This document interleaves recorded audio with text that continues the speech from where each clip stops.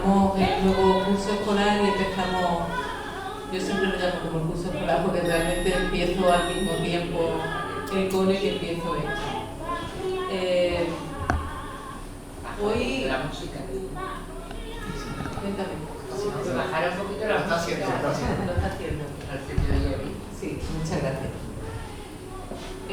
Hoy tenemos aquí a Reyes Aguilar Caro, a Fernando Morales, Astora y Rafael Morales, que es el que va a actuar como moderador de esta charla, vamos a llamarlo de esa manera. José Saramago decía que somos la memoria que tenemos y la responsabilidad que asumimos. Sin memoria no existimos y sin responsabilidad quizás no merezcamos existir. Es importante entender la lucha por la memoria histórica como un movimiento que trasciende los marcos generacionales y los marcos genealógicos. La lucha por la recuperación de la memoria histórica va más allá de una generación o del dolor de los familiares de las víctimas de la guerra civil o del franquismo, sino que es un llamamiento a la sociedad en su totalidad. Después de años de silencio impuestos durante el franquismo y de un silencio pactado, vamos a llamarlo así, durante la transición a la democracia, a partir del 2000 se comienza a plantear nuevas preguntas ante la historia de la guerra civil y a reclamar el reconocimiento de sus víctimas. Una inquietud por un pasado difícil, muy difícil, que está directamente vinculado al actual interés global por la memoria y por los derechos humanos. Hoy comienza en el Ateneo de Mairena un ciclo que termina a fin de este año y que muestra el interés social del movimiento ateneísta y su compromiso en recuperar la memoria y darles el sitio que se merecen en la historia a todos aquellos que lucharon por la libertad y la democracia, según palabras del periodista Emilio Silva. En su artículo Mi abuelo también fue un desaparecido. La literatura es, entre otras cosas, un testigo creativo de la historia. No la cuenta, la hace vivir de nuevo a través de personajes ficticios o reales, y de ese modo reescribe el pasado con la mirada de la actualidad. La novela de Reyes Aguilar Caro, Los garbanzos de Doña Violeta, y la de Fernando Morales Astora, Nadie muere del todo, nos comprometen de este modo. En ambas novelas, Sevilla es el escenario central donde pasado y presente se intercambian. La ciudad es también, de alguna manera, una máquina del tiempo con la que personajes y situaciones se desplazan en una suerte de viaje revelador. Estamos ante una literatura humanista, llena de giros y emociones a flor de piel, con lenguajes cuidados, precisos y claros. Una literatura en la que la memoria es una promesa de que otro mundo, además de posible, ya está aquí. Reyes Aguilar nació en Sevilla, si me lo permite, en julio de 1969. Es autora de las novelas El juego del hombre invisible, El blues de la perplejidad y Los garbanzos de Doña Violeta, y de las obras sobre el Real Betis, El man que pierda, Una filosofía de vida y Joselito y el Betis. Bloguera, observadora y águila lectora, se define como ciclista, escritora y bética. Dirige 3 clubes de lectura, imparte un taller de escritura creativa y le gusta escribir del Betis y de la vida. Bajo los azules, cielo machadiano. No es mala idea escribir del Betis y de la vida. Fernando Morales Astora nació en Sevilla un poquito antes, en 1963, igual de joven, fundador del Teatro La Piña y del grupo musical de New Age Cénaro. Arte, naturaleza, ciudad y gente siempre marcaron su vocación creativa y formativa como una forma de vida y de ser. Su pasión cívica y política por mejorar este mundo que afronta y que construye cada día le llevó con sus anteriores novelas, El buen esclavo y La cámara de los cuatro, a adentrarse en un género literario que de algún modo resume su optimismo crítico, partir de los hechos oscuros para adentrarnos en el intrigante universo de lo más humano. En Nadie muere del todo, decide ver la vida desde la memoria y los rastros imperecederos.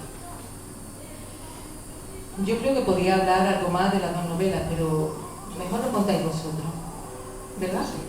Sí, para eso. Perfecto, pues bienvenido. Para eso y para lo que queráis más en nuestra Ateneo. Por supuesto, muchísimas gracias.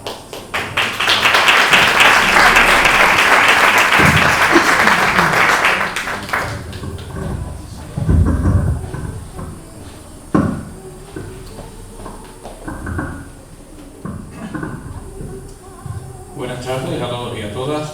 Ante todo, agradecer que haya acogido el acto del Ateneo de Mérida de las Agafes, en este espacio tan singular, donde bueno, hay la presencia de la obra de dos pintores que conocimos en mi familia muy bien, como Ferrolán y Pablo Cuadrado, y también incluso he visto que hay una imagen de mi barrio, del Dragón, que también ha sido emocionante.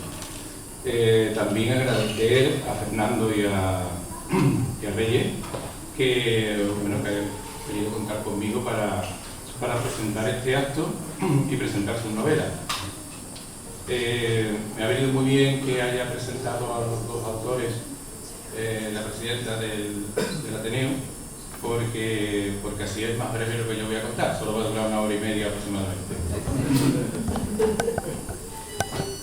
Bueno, ellos me propusieron comentar la novela, presentarla y luego moderar el debate.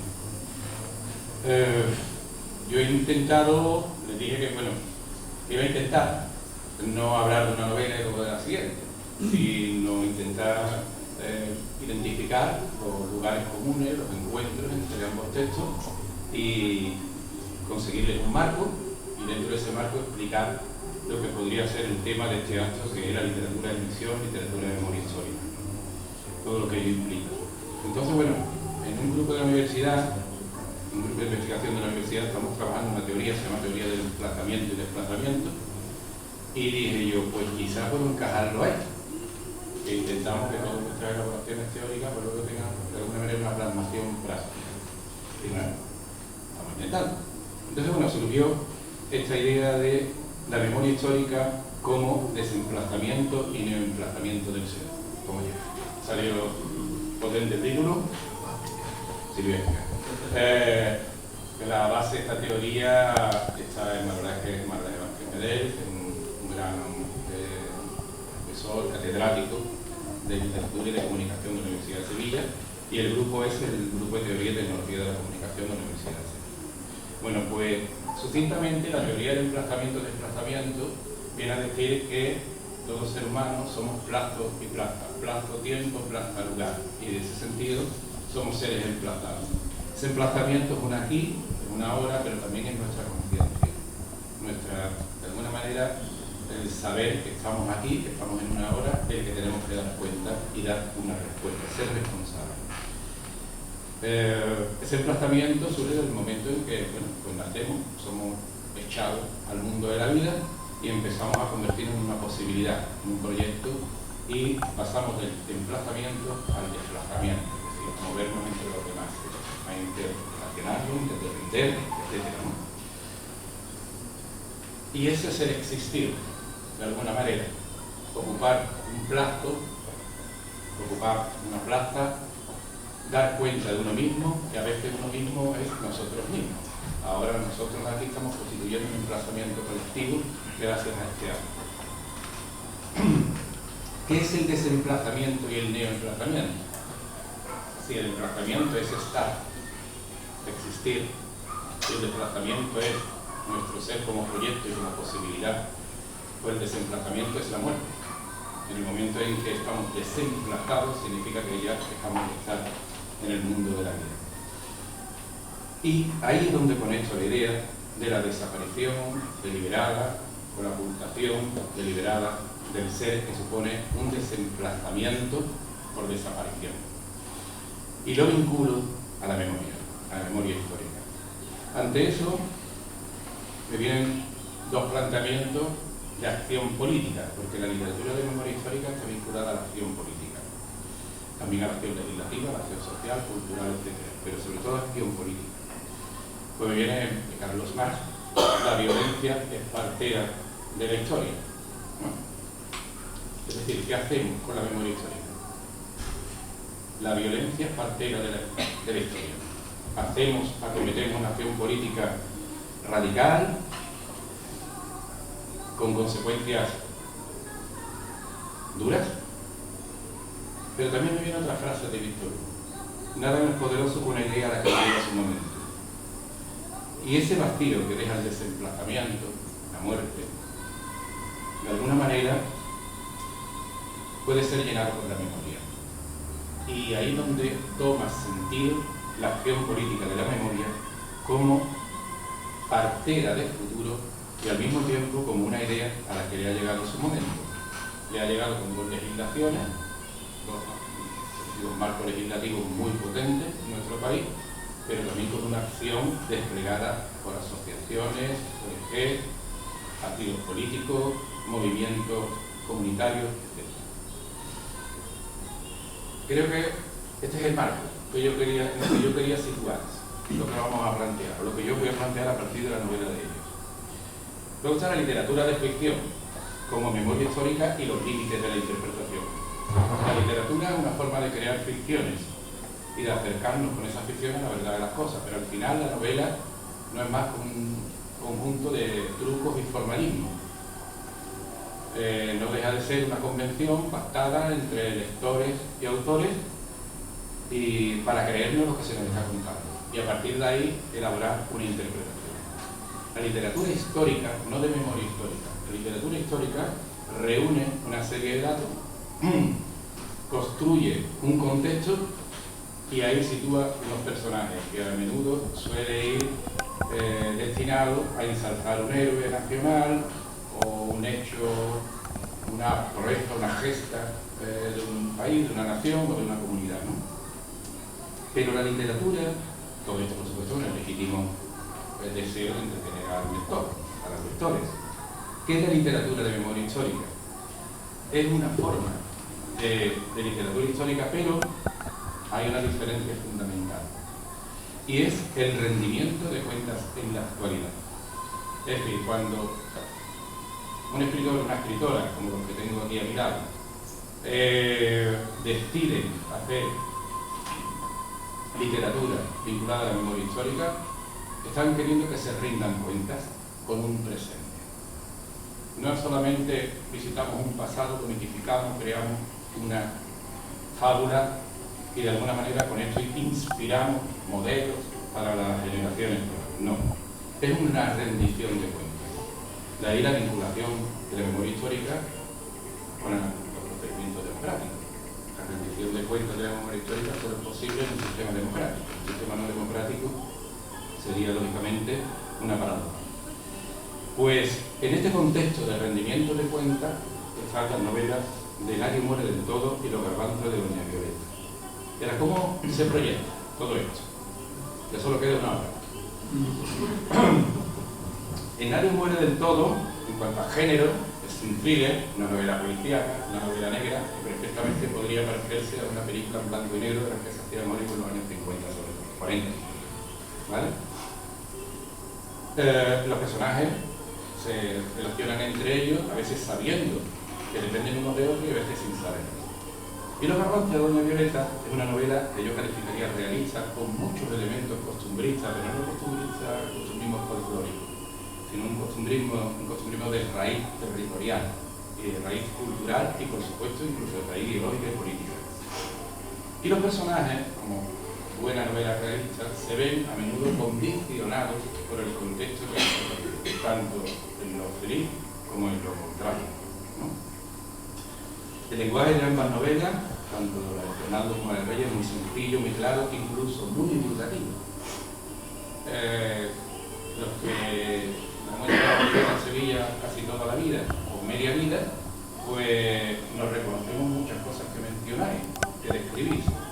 Calles, costumbres, realidades, tipos de personajes, acciones, las identificamos enseguida, pero ellos van más allá, que dan fondo, que tienen que ver con la ficción, pero también desarrollan más la idea, por lo cual nos hacen redescubrir algo que creíamos que ya estaba descubierto. También coinciden en algo muy singular, que es la importancia de la escritura epistolar, las cartas, ¿no? En el caso de Nadie muere del todo, es la carta del Rosario a su marido José, determinante, no voy a decir por qué ni nada, pero voy a hacer spoiler. Y en el caso de Los garbanzos de Doña Violeta, es la carta de Luis a su amada Violeta. Las dos cartas son fundamentales para esclarecer, para desvelarlo. se puede decir, lo más profundo de lo que ha ocurrido y a lo que estamos asistiendo desde el primer capítulo, o desde la primera línea.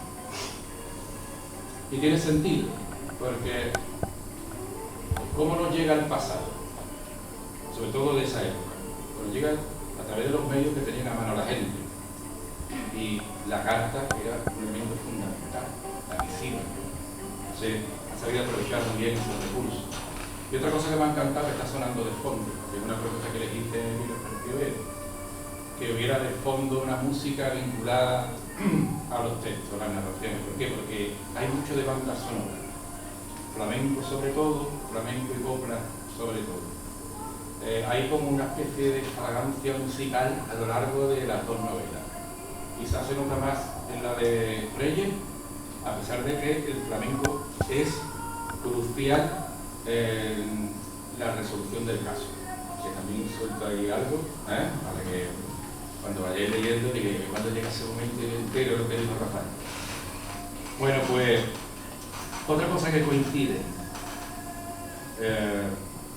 que se desencadenan emociones y reflexiones a partir de la pérdida de un tiempo y de un lugar de felicidad en el horizonte, a cambio de un tiempo y un lugar de atrocidad y crueldad. Coinciden ambas novelas en que todo lo que pintaba hermoso, radiante, con un futuro prometedor, entra en una vorágine que fagocita y tritura todo lo que se le pone por delante. ¿Y qué fue eso? Pues lógicamente fue el golpe de Estado del 36, el golpe de Estado, la rebelión, la sublevación militar del 36, que acaba con la democracia de la Segunda República Española. Me gusta decir democracia de la Segunda República Española porque cuando se dice siempre la República Española como si no fuera una democracia, como si fuera un régimen que no tenía que ver mucho con eso, ¿sabes? En que hemos cometido errores, incluso los propios republicanos y republicanos, que no destacamos ese matiz, que era una democracia. La memoria del pueblo, su destino y la actualidad. Ese es el punto siguiente que quiero desarrollar, porque lo conecta precisamente con lo que lleva consigo ese golpe de Estado. Nadie muere del todo. La figura del pueblo está representada en una familia gitana. José, Rosario y un viejo niño de Rusia se llama Raimundo. Esa familia destrozada por la guerra civil. Lo que avanza doña Violeta, esas figuras son dos mujeres. Hay muchos personajes en los avances de doña Violeta, muchísimos personajes. Una novela muy coral. Pero bueno, yo quiero destacar la fraternidad entre esas dos mujeres como personajes centrales. Me han parecido que representan y encarnan lo que quizás se quiere decir en la novela, ¿no? Que se quiere decir muchas cosas. Pues Violeta e Isabel, que son dos mujeres humilladas por el franquismo, desde la guerra civil hasta sus últimos días. La familia gitana, y voy a conectar ahora con el título de lo que estoy contando, desemplazamiento, la muerte, neoemplazamiento, una forma nueva de volver a estar emplazado. La familia gitana será repuesta, neoemplazada, gracias al oficio del inspector de Policía Nacional, Tomás Viñuela y su equipo, que batallan contra gente poderosísima que precisamente se enriqueció gracias a la gente más vulnerable de la sociedad. Casi toda la novela de Nadie muere del todo es como querer poner todo lo que se ha caído de la mesa, volverlo a poner en la mesa, incluso estando roto, pero que se ponga otra vez sobre la mesa y que vuelva a ocupar su sitio. Un neoemplazamiento. ¿Por qué? Porque efectivamente no están esas personas, pero sí acaban estando prefiguradas en las soluciones narrativas que da el autor, que tampoco las voy a contar. Si nos vamos a la novela de Reyes, La modichilla Violeta y La criada de Isabel, en un acto final de literatura dentro de la literatura, también son repuestos, son neoemplazadas, sobre todo el personaje que marca el destino, el proceso vital de Violeta, que es Luis.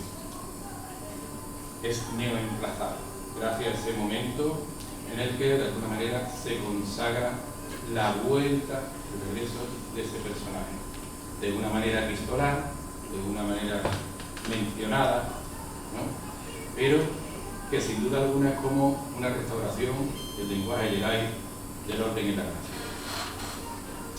En ambas novelas hay personajes centrales extranjerizados. Raimundo es un niño de Rusia, un español, pero es un niño de Rusia. Luis es un joven español, pero que... Esto es un poco spoiler, si lo digo, ¿verdad? No lo voy a decir. No lo voy a decir, pero ya he dicho la idea. Y después, y con eso termino la parte previa a mi final, que queda poco.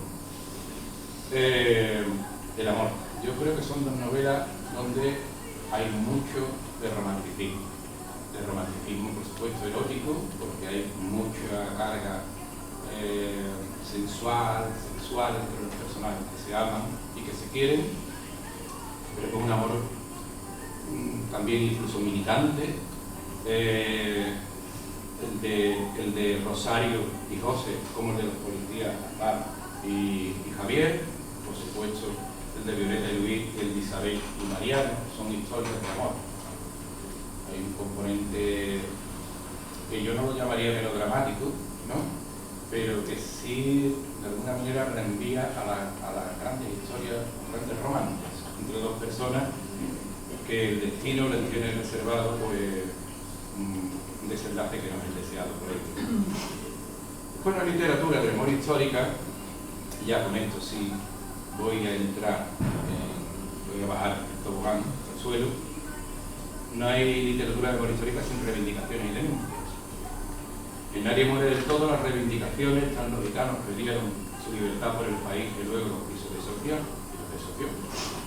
La relevancia de intelectuales y personas de progreso como Otto Engelhardt, la incorporación de las minorías en los procesos de institucionalización de los valores democráticos, el personaje de Aslan de alguna manera lo representa, y entre sus denuncias, familias que construyeron su buena suerte, entre comillas, con las necesidades de los demás, el olvido de las minorías que lucharon por la democracia republicana y la crueldad bajo el mando de Queipo de Llano en la guerra civil. En los grabantos de Doña Violeta, las reivindicaciones pasan por las respuestas de Moscú sevillano a la sublevación militar, la fuerza del barrio, la comunidad frente a la imposición fascista, la Virgen Esperanza Magdalena, la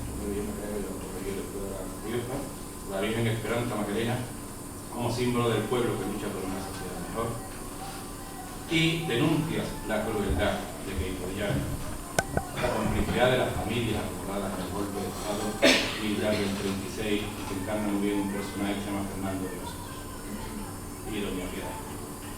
Todo ello en una ciudad que representa el escenario en donde casi todo sucede, y ya sí esto es entrar en el... La ciudad es Sevilla, y Sevilla, tal como yo lo he interpretado tanto en la novela de Fernando como en la novela de Reyes, como una máquina del tiempo que nos lleva a diferentes pasados, nos trae a la actualidad, y estamos viajando de un lado a otro. Independientemente de los juegos del lenguaje, una novela siempre es pasado, que es algo que se supone que está contando algo que ha sucedido, ¿no? Pero aún así, ese viaje que ellos proponen por la ciudad, haciendo 50 años atrás, 50 años para adelante, 30 años para atrás, 20 años para adelante, y se sigue perfectamente, las tramas fueron perfectamente tratadas, con capítulos cortos que son tremendamente accesibles para la lectura, otros como 2 minutos de publicidad para que compréis el libro después. La interrelación e incluso interdependencia de los pasados lo hacen estupendamente tanto Reyes como Fernando. En ambas novelas el escenario principal es la ciudad de Sevilla. Y se plantea la ciudad como un tiempo lleno de memoria como promesa, porque la ciudad es como la depositaria de toda la memoria de todos esos personajes que han transcurrido en esos años terribles de la guerra civil, de la posguerra y de la actualidad. Ahora, aquí nosotros estamos emplazados, posiblemente desplazándonos con la ganas de comprar sus libros y leerlos. Hay libros en la puerta, ¿no? Hay que comprarlo, pero no se ve a nadie aquí sin comprarlo. para compartir la esperanza crítica que Fernando y Reyes manifiestan y reclaman. Tenemos ese derecho a la esperanza anclada en la memoria desplegada en el horizonte de verdad, bondad y belleza. Con la ilusión y convicción de que lograremos cumplir la promesa contenida en la memoria, termino ya con estos versos de Portero. El más escéptico de todos es el tiempo, que con los noes hace síes y con el odio amor, y al contrario. Y si el río no remonta a su fuente, y si la manzana caída no salta y se reúne con sus ramas, es porque te falta paciencia para creer. Muchas gracias a ambos y a ustedes por escuchar.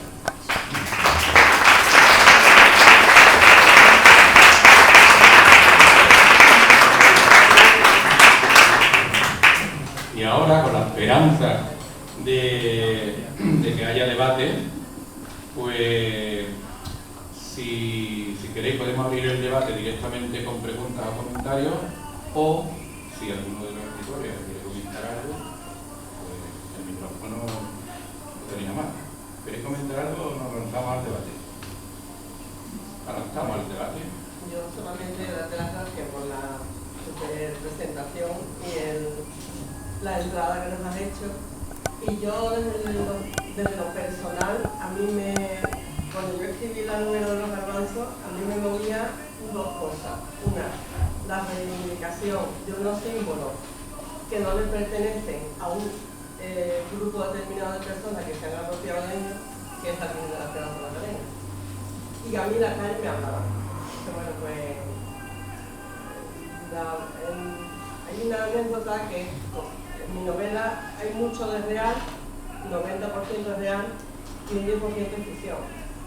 Pero a mí, como has dicho tú, de lo de las ideas, de la frase que has dicho al principio, de una idea es un detonante, ¿no? Algo así has dicho, me ha venido muy bien. A mí me comentaron cierta vez, hace bastante tiempo, que había un panadero macareno de la calle San Luis, que era Pepe Díaz, que llegó a ser secretario general del Partido Comunista. Pues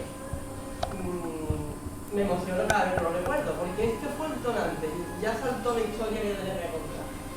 Entre otras cosas, bueno, también la historia de mi abuela, que está por ahí metida, ya os contaré la verdad de las mentiras cuando leáis los garbanzos. Pero este señor tenía lo que es para mí la Macarena. Pero yo soy muy roja, es lo único rojo que tengo, que soy muy roja, pero soy muy Macarena. La Macarena es algo muy especial en mi vida, pero él tenía en la panadería una foto de Lenin y una foto de la Virgen de la Esperanza. Eso es los garbanzos. Eso nos lo quitaron. Entonces, ¿por qué se han apropiado tanta gente de unos símbolos que no les corresponden? Entonces, esa rebeldía de ese pueblo, de ese barrio, que fue el único barrio que le plantó cara a la celebración, pues eso es admirable. Ese fue el motivo por el cual yo escribí los garbanzos. Perdón, ¿te refieres al barrio de San Julián? San Julián, San Marcos, Santa Marina, el mismo sevillano. Es que mi barrio. En mi caso yo, lo que me llevó a escribirla, al principio yo escribí otra cosa. Empezaba a escribir una tercera parte de una serie de novelas negras, basada en un inspector que vive en la actualidad, ¿no?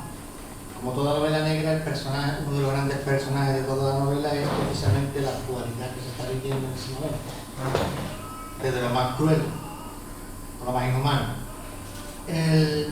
Resulta que lo que me estaba moviendo a escribir la nueva historia de esos personajes estaba muy relacionado.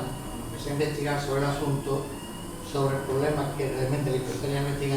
Me di cuenta que eran situaciones que tenían su origen, su principio, una serie de delitos aceptados por las propias instituciones durante muchas décadas en España. Entonces le dije, voy a volver atrás, vamos al origen de todo ese problema que se supone, que no quiero contar exactamente la trama, pero ¿por qué me he vuelto atrás? Es lo que quiero explicar. Eso me llevó a introducir un concepto de memoria histórica que no suele estar acompañado dentro de lo que es la literatura de novela negra. No suele estar. pero eso me llevó a introducirlo, porque hubo personajes, tuve que introducir personajes, situaciones históricas de hace 50 años, 60 años. En ese sentido, la memoria histórica empezó a coger protagonismo dentro de toda la trama. Por otro lado, esto me parece también, se parece bastante al proceso de Reyes, el hecho de que el inspector está muy localizado, muy emplazado en su barrio, Tardón. Pues lo que se me vinieron a la cabeza son las cosas que me contaba mi abuela. Las cosas que me contaba mi abuela, de lo que pasó ella en la guerra, de lo que pasó ella posteriormente en la guerra. Entonces, me llevó a pasear por Triana y las calles empezaron a hablarme como rey. Y la gente de aquella época, puede recordar algo, muchas, pues también me contaron cosas. Y entonces, en vez de volver a un recorrido histórico sobre lo que ocurrió o lo que no ocurrió, me dediqué a introducir dentro de la trama, donde la memoria juega un grandísimo papel y donde mi novela no es una novela histórica, no es una novela de historia, sino una novela de memoria, porque lo que cuento de historia son lo que cuenta la gente, lo que podía recordar la gente de aquello. El pueblo común, esa parte de la historia que generalmente es la que se machaca, pues siempre que hay un vencedor machaca esa parte de la historia y la hace olvidar. Esa es la parte que luego no viene en los libros, porque solamente está en la memoria de las personas. Entonces, a esa historia a la que me remití, por lo tanto, yo llegué a definirla como una novela negra con memoria. Básicamente es eso. Y tampoco quiero extender mucho de principio, solamente decir qué me llevó a escribir Daño Morelos y por qué es así. Y por qué es así. No puedo contar porque preferiría que lo experimentarais vosotros mismos, pero es así. Es la reivindicación de una época, y por supuesto a mí no me mueve el odio, ni la ira, ni la venganza, ni muchísimo menos. Es más, he recibido comentarios de lectores que me han dicho que no se nota en ningún momento ese odio, ni esa ansia de revancha, ni muchísimo menos. Yo simplemente he puesto ahí lo que las calles, como a ti, Fernando, me hablaban. Y después, bueno, pues la vivencia y la justicia con tantos años de silencio y de desconocimiento, porque está el silencio impuesto y después está el desconocimiento. Yo no tenía ni idea, por ejemplo, siempre lo digo, cuando veo que tengo oportunidad, de que en Sevilla hubo 11 campos de concentración. 11. O sea, que la gente vivía, la gente que estaba presa con sus ideas, estaban en el barco de Ibarra del Río, en el Cine Rialto, en los Institutos Jesús del Bancoder, en el Cabaret Variedades, en Albargaba, en Guillén, en Heliópolis, gente por su manera de pensar. A mí me ha costado mucho escribir el libro porque me ha dolido.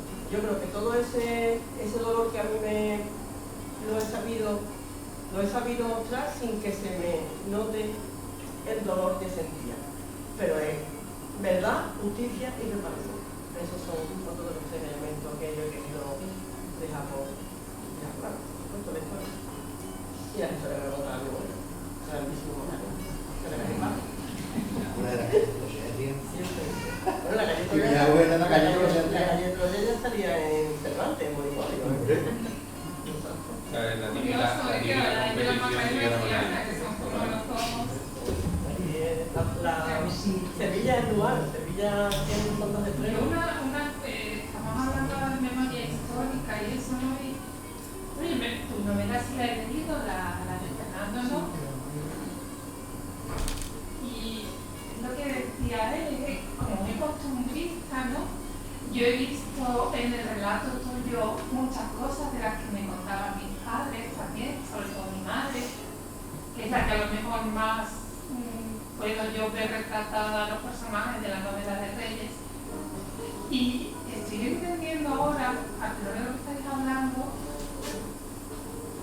que es como reivindicativa de la novela, perdón, de la memoria histórica, pero de una memoria histórica como muy genuina, no manipulada a favor de nada, sino de lo que de verdad pasó, porque yo en mi familia, que también pasó lo suyo, tampoco he visto nunca ese odio, esa necesidad de revancha. Yo creo que tampoco tenía, por lo menos en aquel momento es que no podíamos, y después no tuvieron tiempo, ¿entiendes? Porque después la vida no les dio tiempo nada más que a trabajar y a formarse para adelante una vida y una familia.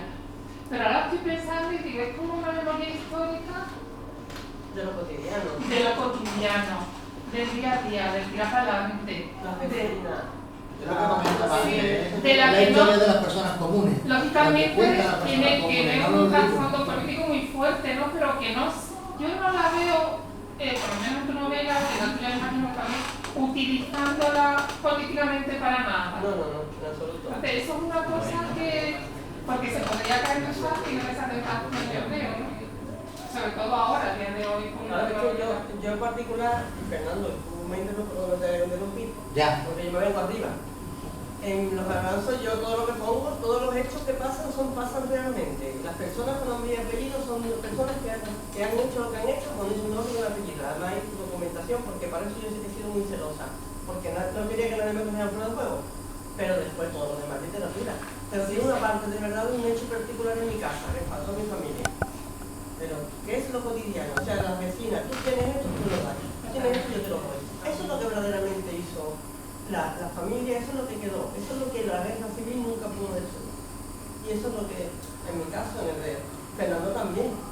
Porque también son las corralas de Triana, son la vecindad, el sentimiento de... son la familia. La cosa que me contaba mi abuela de cómo se vivía en la cava de los gitanos. Vivían solo gitanos. Los gitanos vivían en paz y vivían en armonía y maravillosa comunidad. Esas cosas eran así, hasta que dejaron de ser. Por razones que más o menos se cuentan. Pero es como ellos vivían, ¿no? Lo que sale de esta historia pues es eso. Y lo que determina a partir de ahí de lo que ocurre en la esa es la cosa de los débiles, ¿no? Cuando se pueden unir con otros Esa osa de silencio que ha caído sobre todo. En la familia hubo cosas terribles y sin embargo no nos hemos enterado hasta hace muy poco. Porque no se hablaba de eso. Era como una alegría encubierta cuando estaba todo el mundo sin dinero, con una necesidad en una casa de vecinos. Como tú dices, se compartía, había una olla de garbanzo y se compartía. Había como una alegría encubierta, como una solidaridad, con una tragedia detrás que estaba. Después te enteras que el hermano de mi tío abuelo ha salido ahora, precisamente por la ley de memoria histórica, ha salido un documento que está en León, en una fosa en León.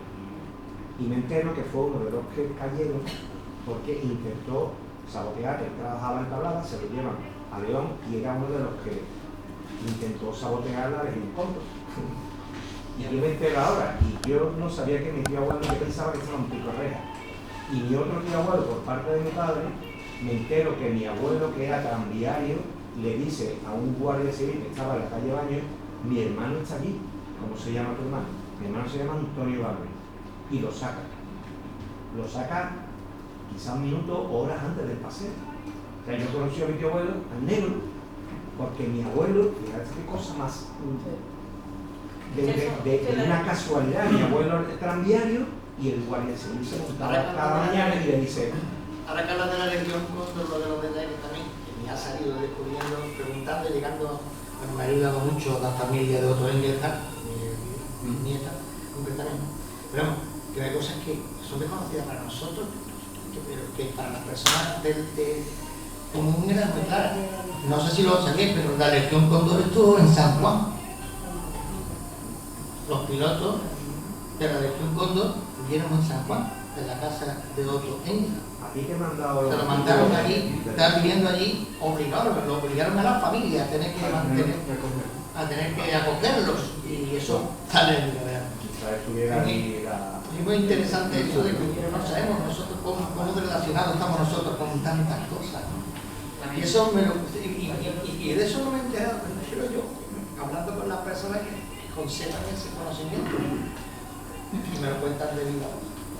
Que está llena la historia de pequeñas cosas como las que tú haces referencia, de pequeñas casualidades que han han cambiado el rumbo de la vida. Claro, en mi historia, lo que le ocurre a Violeta, ella lo que hace es por el bien de toda su vecindad. Es que eso es algo que yo, en parte lo he visto. Yo soy una niña, bueno, yo nací en las 5 llagas, como habéis dicho, pero yo soy de Polígono San Pablo. Entonces, claro, yo allí me he criado en el mismo ambiente que saqué mi madre, mi padre, y toda mi gente, porque las puertas abiertas, eso es algo muy bonito y eso marca. Pero sí que es verdad que ha habido silencio. Y luego estaba investigando, me he ido a la Algarva precisamente, allí nadie quería decir nada, todavía, ahora, en el siglo XXI. Y no querían decir ni mu. Mucho silencio y mucho miedo. Claro, Y se han hecho muchas las 13 cosas. rosas de Guillena, precisamente, que un tío de un alumno mío de Jerez fue el que habló. Y el que habló y dijo, yo estuve allí y vi lo que pasó cuando era un niño. Imaginaros todos esos años que han pasado con esa cosa dentro hasta que él se ha atrevido a contarlo, ¿no? Y fue cuando empezaron la sumación de los restos, ya han aparecido. Porque él lo vio de estar en un árbol. Sabía una vida entera, ¿no? Con Y las casas y el patrimonio y los maestros. Trabajamos juntos en Jerez en eso. ¿Recuerdas que estuvimos con Leo allí viendo esa familia que, bueno, y luego ya si nos circunscribimos y se nos encargamos en nuestro barrio, imagínate, ¿no? Las dudas y todo lo que ha pasado con la sumación de los restos, ¿no? De ser gran genocida, que estaba a los pies de la Virgen. Bueno, él no estaba a los pies de la Virgen, a los pies de la Virgen estaba uno peor, que era el que filmaba. Yo te voy a decir una cosa, tú de la Pepe, ¿no? Cuando yo saco los garbanzos, yo venía en un avión, venía de Alemania, y me bajé del avión al aeropuerto, yo presentaba los garbanzos un viernes en la Feria del Libro de Sevilla, y cuando llegué al coche, en la cadena se decía que estaban sacando el hijo de ella. Esas son las cosas de la tierra. Sí, sí. Entonces yo a la Virgen, pues se me pone todo el mundo. Pero te parece mentira, Relleno, que en un templo cristiano estuviera ahí, ¿no? El mayor genocida que ha dicho Que animaba a la violación de las mujeres y bueno. Y después que la madre de los macarenos, que no aparecía, me lo contaba mi abuelo, la madre de los macarenos iban a rezar a la Virgen por sus hijos, que dónde estaba. Un tipo que era de Valladolid y que no era porque tampoco era de Sevilla, que era el que filmaba, pero ese estaba mucho a los pies de la Virgen. O sea, que ahí posaban en un lateral, pero es que Borque, y le ponen la calle Huerto, General Borque, ¿no? Increíble, y las dudas que ha habido y los comentarios que ha habido, y lo peor de todo, ¿eh? Tanta gente joven del barrio que estaba a favor de que se... Es que la ignorancia es muy atrevida. Y la historia de la Macarena, cuando la Macarena era una cofradía popular, con gente que eran republicanos y que tenían el carnet de los sindicatos y que se vestían de nazareno, porque esas eran las contradicciones de mi barrio y de mi ciudad, y nada más. ¿No? ¿Qué Sevilla es eso? Mucho Claro. no es contradicción. Claro. Ella es una persona que sea comunista que sale de costalero. Y nos han hecho pensar que la Semana Santa, que era la iglesia, cuando era todo lo contrario, ¿no? Eso es Sevilla. Con un respaldo popular de toda la fiesta. Eso, yo no soy de Sevilla, yo eso no lo entiendo. A mí me chirría totalmente que alguien que es de izquierdas, es comunista, yo soy comunista, pueda estar al mismo tiempo en una cofradía. A mí, y además, yo sí siento odio y tengo afán de revancha. Yo sí siento odio y tengo afán de revancha, porque el domingo pasado estuvimos en Badajoz, la primera marcha de los 8.000. Y yo siento odio a todo lo que pasó y toda la gente lo que hicieron aquí en Andalucía. Y me jode mucho que aquí la gente, yo lo siento, yo soy del País Vasco, me rebelo contra eso. El miedo que todavía percibo aquí de las cosas, el sufrimismo que se emplea para no decir las cosas por su nombre, a mí me chirría un montón. No puedo evitarlo. Y unir izquierda con religión, yo no puedo. Para mí es totalmente incompatible. Yo lo siento. Sí, pero explícanos, como sevillano. Podemos hablar un poquito de eso. Para mí es incompatible. Y ese buenísimo que ha habido aquí en Andalucía, yo lo veo así, igual estoy equivocado, nos han comido la tostada y están mandando los herederos de aquellos otra vez. Están mandando ellos otra vez. Le das el voto, le das el voto. No solo en Andalucía, está mandando. Claro, estamos en Sevilla, en Andalucía, en el sitio, estamos aquí completamente aquí. nos han ganado otra vez ellos. Nos han comido la tostada, nos han ganado en la calle, nos han ganado. Yo es que me siento fuera de contexto y me siento de ver. Bueno, en eso consiste la democracia que estamos viviendo. Que aquí el emplazamiento sea de la diversidad, ¿no? De que Sí, vayamos no, a una. claro. ¿Tú querías comentar? Sí, no, yo quería deciros, yo soy Nieves, pero vivo en Cádiz y estoy muy implicada en la Casa de la Memoria de Jimena, que luego hablaremos por si os interesa, vaya, ya voy a aprovecharlo. Y mi primera idea es lo del no odio y todo eso. El verdad, justicia y reparación, ahí está todo el cabreo que hay que tener, ¿eh? Pero que cabreos, y como dice él se odia y también está cabreado, y es una injusticia. Es que fusilaron, es que en Andalucía hay 800 fosas comunes, que lo sabemos muy bien, y Correja, que está aquí al ladito. Entonces, yo coincido en eso también. En ese sentido, pero yo también te entiendo lo que tú dices. Y solo quería añadir que me ha gustado muchísimo el nombre que le has puesto a tu novela. Sí. O sea, me conmueve profundamente, por muchas razones. Mucho. Sí. Uno de los personajes de la obra, de la novela, muy importante, muy determinante, muy inspirador para las cosas que ocurren, pero todo entiende. Es un alemán que viene aquí como para realizar la infraestructura eléctrica de Sevilla. De hecho, el que hace el alumbrado, el que le da la electricidad necesaria para el tranvía, el que organiza todo, es un ingeniero alemán. Que con posterioridad se hace cónsul, no lo hacen cónsul de Alemania. O sea, por resumir la historia, es muy larga, pero lo más corta posible. Y finalmente lo ponen como director general de Sevillana de Electricidad. En ese momento, fijaros bien, para que lo comparen con lo que pasa hoy.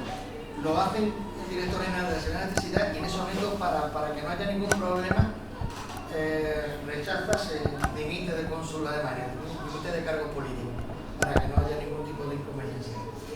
Y bueno, pues a lo que viene todo esto, fue un personaje que se opuso a Hitler y desde aquí renunció a la nacionalidad alemana, se hizo español porque en el año 31, porque le satisfacía pertenecer a una nación republicana en la cual nunca iba a gobernar el fascismo. Y en ese momento se convierte en enemigo de ellos,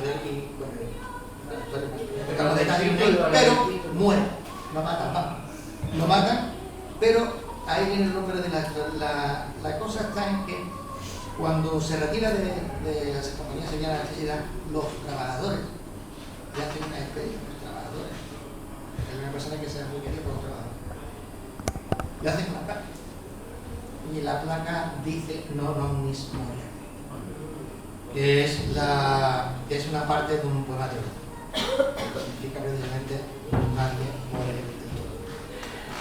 Y muchos personajes que están aquí, todos ellos, salvo José, Raimundo, muchos mueren y mueren dejando una huella. Y con esto ya engancho con lo que tú decías antes del tiempo como emplazamiento. La carta de Sacadamos es una carta que, como yo digo, te dice muchas veces la novela, no es una carta enviada a ningún lugar ni a ninguna persona, es una carta enviada a otro tiempo. Yo no había terminado, perdón. No, simplemente lo que... Perdona que te haya interrumpido. No, es que era la pregunta. Quería también felicitarte por el prólogo que da por mi presentación, porque creo que has metido ahí un planteamiento muy profundo de espacio y de tiempo y de plaza y plazo y de María Zambrano, que fue una exiliada, como todos sabemos.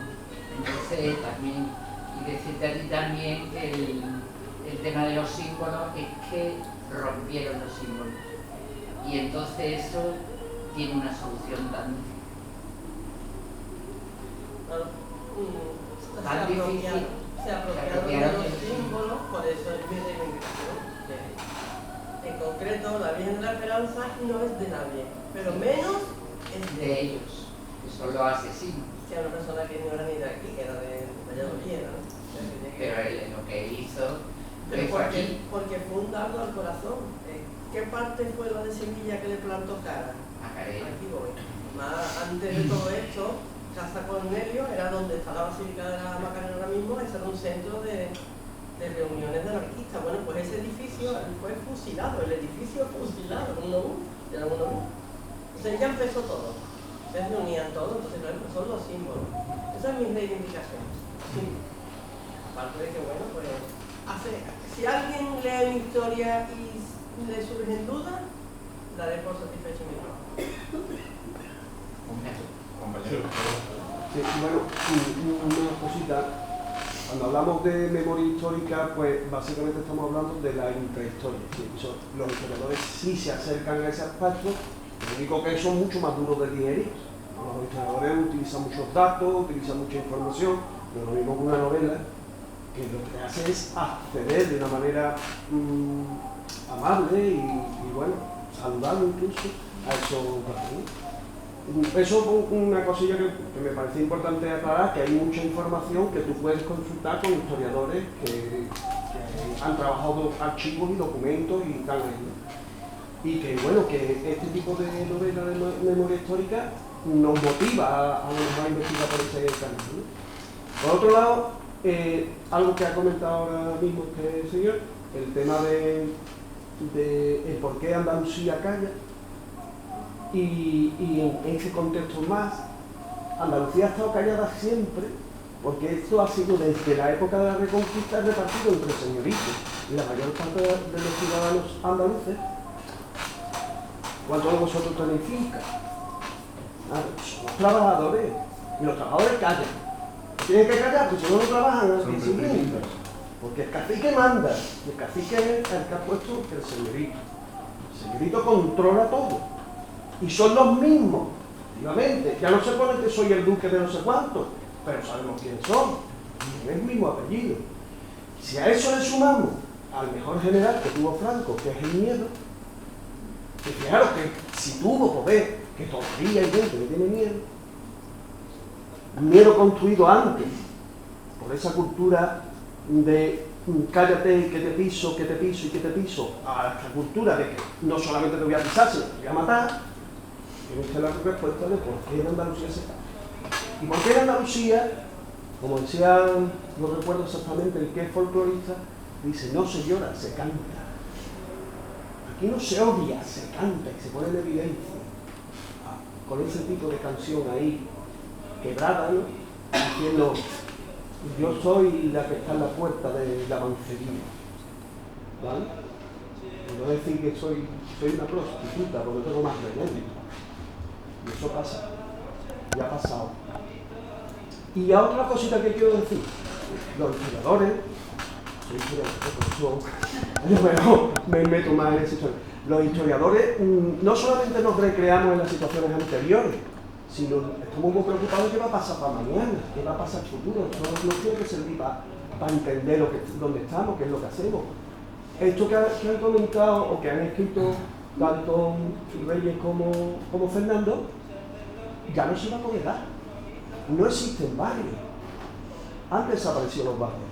Yo recuerdo cuando chico, vivía al lado del cuartel de Intendencia, ahora la Diputación, y tenía que ir al Mesón del Moro, atravesando todo el barrio Santa Cruz, y con 8 años yo me iba a la escuela. Y atravesaba la avenida de Méndez Pelayo, recorría Santa María Blanca, me metía por todas esas callejuelas. ¿Y por qué podía hacer eso yo con 8 años? Porque había barrio, porque el vecino de la esquina te conocía a tu padre, conocía a tu madre, y estaba viendo que tú habías cruzado por el semáforo o que no habías cruzado por el semáforo, te daba la bronca, pues oye, ese es tu madre. Ya eso no existe, ya no existe barrio.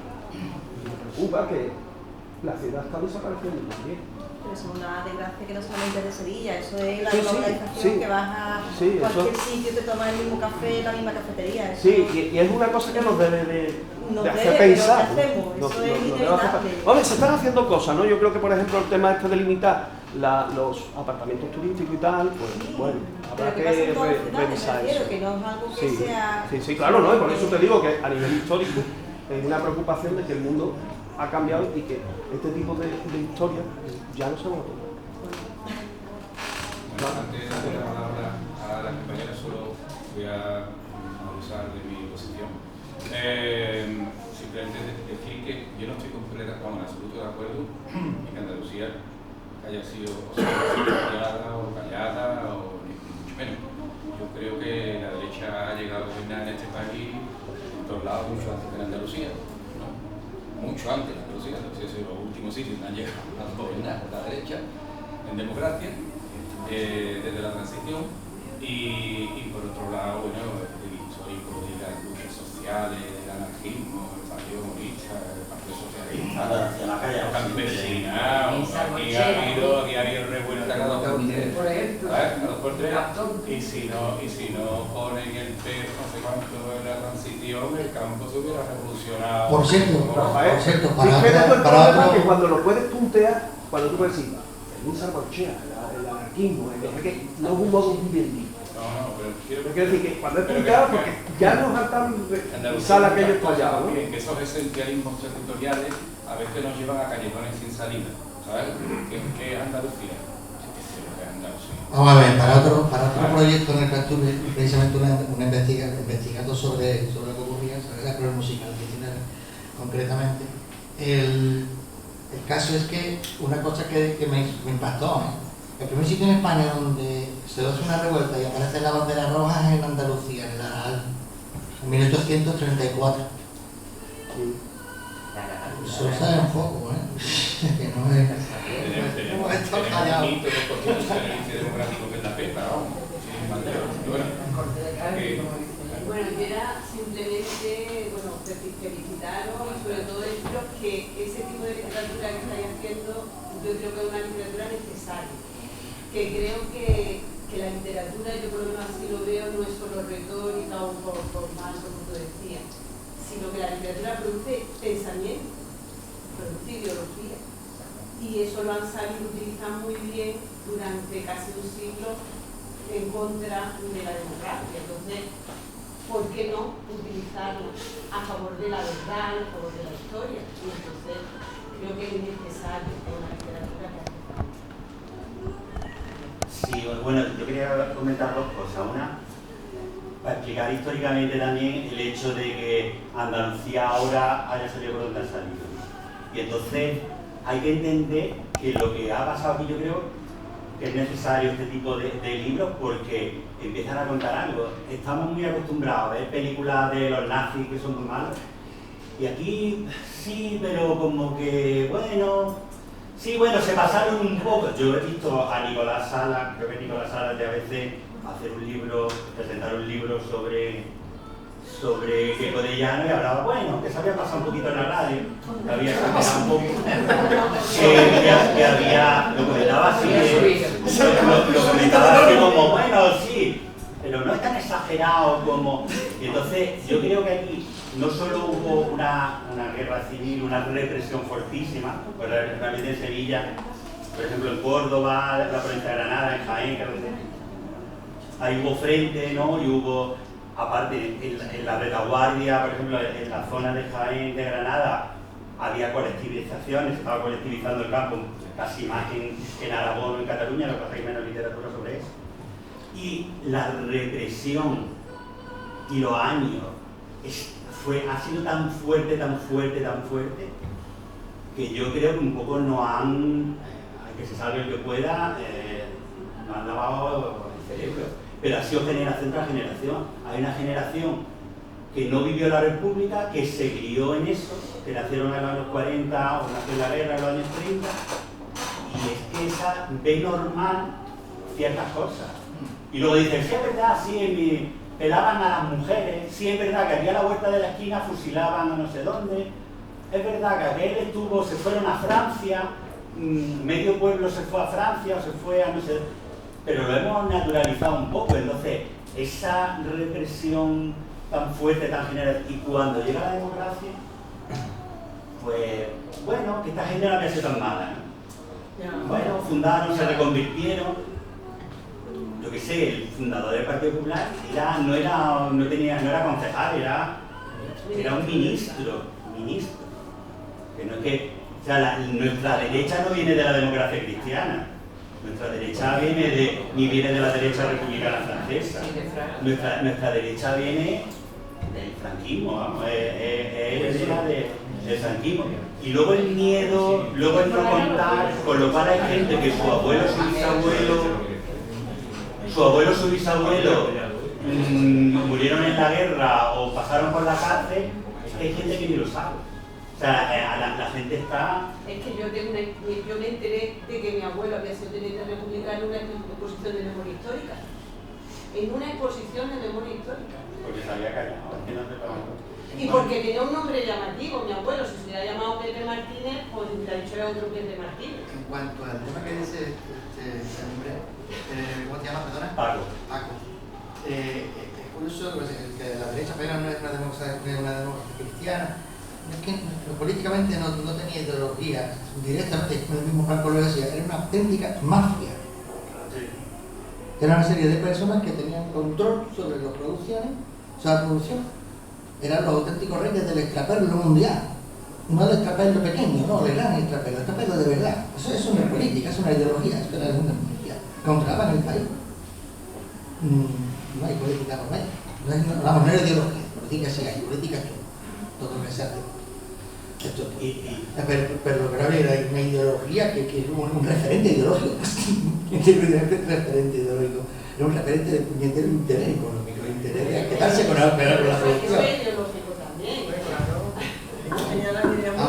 Otra cosa que quería... tener la idea clara, pero en cuanto a la religiosidad popular en Andalucía, es que la religiosidad popular en Andalucía está mezclada en el mismo sitio, pero no tiene nada que ver la religiosidad popular con la iglesia oficial. No pueden entender Andalucía si no entiende...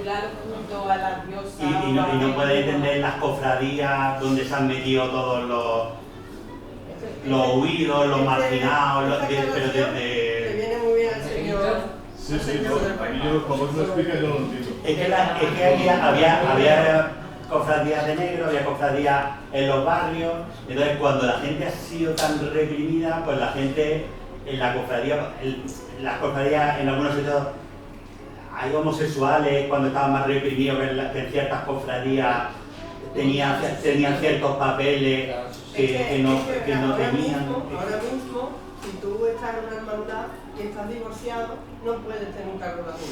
Pero porque siempre hay esa pugna entre la iglesia oficial y la religiosidad popular. Hay como una pugna que se da a la cofradía y que se da en el Betis. Quiero decir, el Betis es de una gente poderosa, pero luego hay esa pugna, en el Betis como puede ser el Cádiz, esa pugna entre lo popular y los poderosos, y coincidimos en el sitio, pero hay como una pugna de quién es maestro. Sí, está divorciado siempre que tú tienes esos hijos de ella, porque si está divorciado y es mayor de tontería.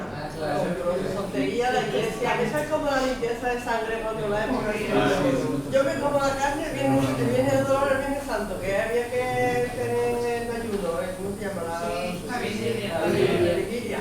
Pero yo me comí el chuletón de Ávila, yo pagaba, vale, hijo, sí, tuve la mía y ya está buena la abuela. Eso es, la iglesia siempre funciona igual. Pero yo pienso una cosa y con eso ya finalizo que la idea, la represión fue sexual, fue mental y fue por supuesto el conocimiento. O sea, yo en mi garbanzo, otra de las cosas que a mí me gusta siempre hacer referencia es que el gobierno de México acogió a una cantidad de fugas de cerebro de personas que por sus ideales tuvieron que ir aquí. Ellos se volvieron locos cuando vieron llegar tantísimos maestros, tantísimas maestras con tanto conocimiento. Hay un director de cine que se llama, el que hizo la película Roma, blanco y negro, nunca me acuerdo. Parón. Él estudió en ese instituto, en el Colegio de Madrid, de México. Y bueno, pues a día de hoy aún se cantan los cuatro muleros en el día del 14 de abril de la República en agradecimiento a los españoles. Porque tenían unos profesores que lo que usaban era por escapar de España, le daban una posibilidad de continuar su vida lejos del país, pero ejerciendo la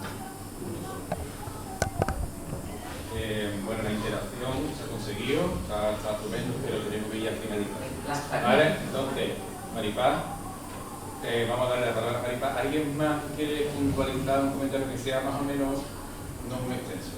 ¿Alguien más? Después de Maripaz quiere... Es una pena, creo que la... Un segundo, habla Maripaz y ahora te pasa aquí la palabra, ¿vale? No, yo quería decir algunas anotaciones. Por ejemplo, se ha dicho aquí que no tenían ideología. Yo creo que sí, que tenían una ideología que era el fascismo. Y era de dónde venía, venían de los alemanes, porque los alemanes apoyaron a Franco y Franco los apoyó a ellos. Y era una dictadura, y no olvidemos que esa dictadura nos duró hasta los años 70, que las cárceles estaban llenas de presos políticos, yo entre ellos. Y yo salí de la cárcel en los años 70. Claro que había miedo, no va a haber miedo, porque la gente tenía miedo porque estaba la represión y estaban no solamente la cosa sexual, lo que Rosario está planteando, que sí, que es correcto que lo había, pero también la política.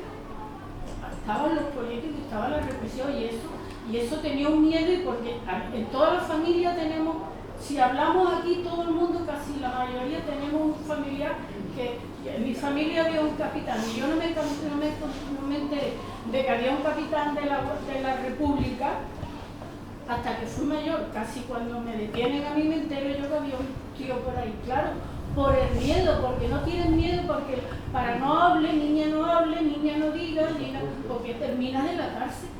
Y todo ese miedo se justifica en mi barrio concretamente. Cuando tú hablabas de mi barrio, yo me crié en San Julián, San Marcos, todo ese barrio. En mi barrio había los corrales de vecinos y a uno le llamábamos el corralón de los muertos. Y yo siempre, hasta que no fui mayor, y pregunta, porque cuando chica no te enteras, oye, ¿y por qué tiene esa palabra? Dice, pues porque entraron los falangistas después de la guerra, que es cuando hubo la gran represión, cuando terminó la guerra. Y entraron los falangistas en CDP y en el patio llamaron a todas las personas mayores de 14 años, 14, 15 años, los varones. Y en el patio fusilan a todo varón mayor de 15 años. Y entonces eso es tan gordo que como no va a haber miedo. Si tú has visto matar a tu... Es que eso yo creo que es muy importante tenerlo en cuenta para comprender de dónde venimos nosotros. Venimos de ahí, pero también soportamos una represión muy grande en Andalucía. Y está el barrio de San Julián, que fue el barrio conocido porque eran todos por los fusilamientos, porque eran el barrio anarquista. Y luego cuando recordáis, cuando lo hemos leído todo, cuando entran los moros, que la gente le tenía un miedo a las mujeres cuando Franco mete a las tropas de los moros, que hicieron un descalabro grandísimo. Entonces no entenderemos el miedo a hablar si no entendemos la represión tan grande de donde vienen nuestros padres, nuestros abuelos. Y para defenderlo a los que vienen de delante, no hablen, no callen, no digan. Bueno, con la palabra de la compañera, yo le voy a dar la palabra un segundito a los autores y yo recordaré por un final brevísimo de 1 hora y media también aproximadamente. Solo quería decir que me da pena porque nuestros hijos son preadolescentes, adolescentes, y cuando llegan a la universidad realmente la historia de España no se la han preguntado en el colegio. Y eso sí lo mantenemos así. Realmente ni la Primera República ni la Segunda República creo que tienen conocimiento de eso. Pues explicarlo lo explicamos. Yo soy profesor. Otra cosa es que se quieran enterar. Pero solamente, de hecho, dar las gracias a Fernando y Reyes y Rafael la presentación y a la tenemos. Porque es que estoy leyendo ahí espacio de intercambio y de contraste. Y qué bonito es reunirse alrededor de los libros, y a dónde nos lleva la literatura, que estamos hablando de memoria, de emoción, de sentimientos, y nada más, quería decir esa cosita.